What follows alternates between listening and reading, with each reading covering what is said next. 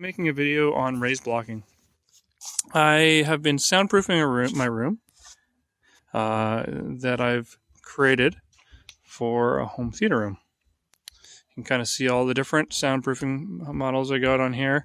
I've got backer boxes, soundproof backer boxes, because I'm going to have in wall and ceiling speakers. I've hung those, and you can see the sound resilient clips with drywall furring channel. But what I'm talking about today is raised blocking. I have a room that is below a dropped family room.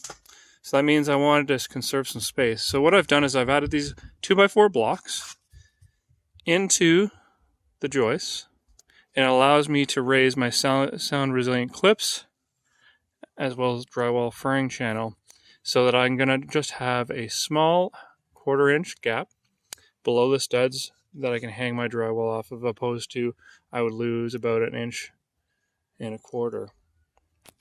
Okay, so essentially what you have to do is you hang each one of these in between the joists. You have to figure out how high you want to put those.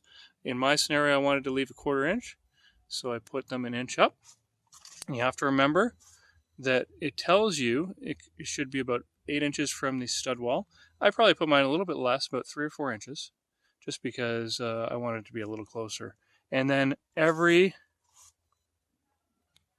other blocking has to be at minimum 40 inches on center from the clip. And it probably will be in certain scenarios.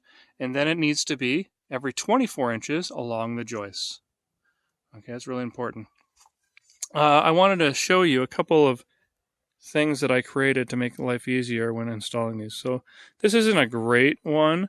I didn't have a table saw, so I couldn't create a longer piece. But what I did is I cut a inch piece, and I screwed it to a 2x4, and this allows me to put easily the block up and put it into the stud and measure it appropriately.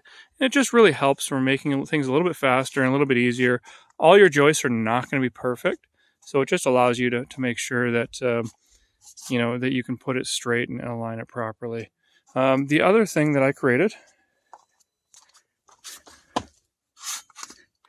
is this. So another kind of template. I wanted to make sure that I measured the clip and furring channel total depth.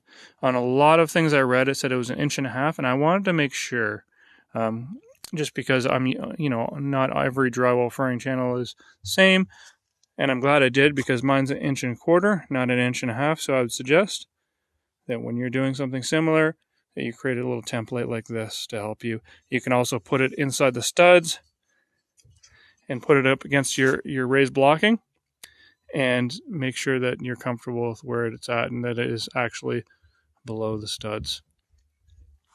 So that's pretty much it. I just wanted to show raised blocking, just because there's no videos that I've seen out there. Thanks. Leave any comments in your